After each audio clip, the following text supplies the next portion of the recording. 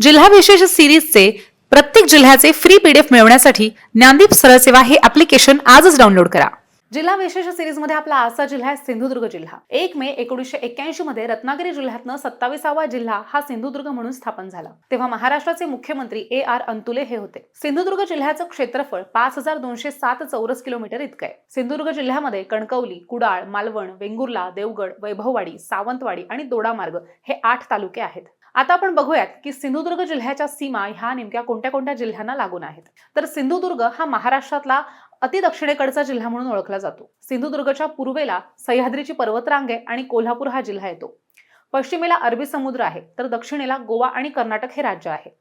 सिंधुदुर्गच्या उत्तरेला रत्नागिरी हा जिल्हा येतो। आता आपण बघूयात की सिंधुदुर्ग जिल्ह्यामध्ये कोणत्या महत्त्वाच्या नद्या आहेत। तर ह्या जिल्ह्यामध्ये अतिशय कमी लांबीच्या नद्या पाहायला मिळतात, ज्याच्यामध्ये शूक, देवगड, आचरा, कर्ली, काली, कळणा, तिल्लारी, वाघोटन, गड नदी, तेरखोल आणि हिरण्यकेशी ह्या प्रमुख नद्या आहेत।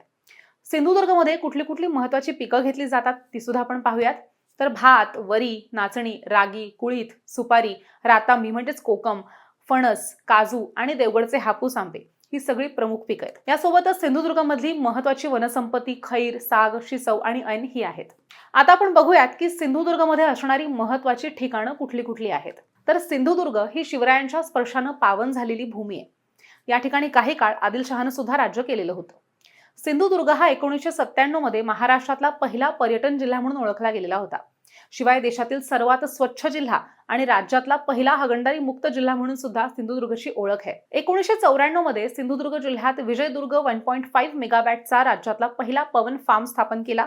तर 1997 मध्ये जमसांडे देवगड ह्या ठिकाणी राज्यातील पहिला पवन ऊर्जा प्रकल्प सुद्धा स्थापन झाला। सिंधुदुर्गचे अति दक्षिणेकडचं टोक म्हणजेच तेरेखोलची खाडी हे आहे। सिंधुदुर्ग जिल्ह्याला 120 किलोमीटरचा समुद्र किनारा लाभलाय। सिंधुदुर्ग हा किल्ला कुर्टे ह्या बेटावरती आहे। राज्यातील एकमेव शिवछत्रपती मंदिर हे ह्याच जिल्ह्यात आहे आणि हे मंदिर राजाराम महाराजांनी बांधलेले आहे। रांगणा किल्ला हा कुडाळ ह्या तालुक्यात आहे, तर कणकवली हे भालचंद्र महाराजांचं समाधी स्थळ आहे। कोकणचे गांधी म्हणून प्रसिद्ध असलेले आप्पासाहेब पटवर्धन यांचा गोपुरी आश्रम हा सुद्धा कणकवली ह्या ठिकाणीच आहे।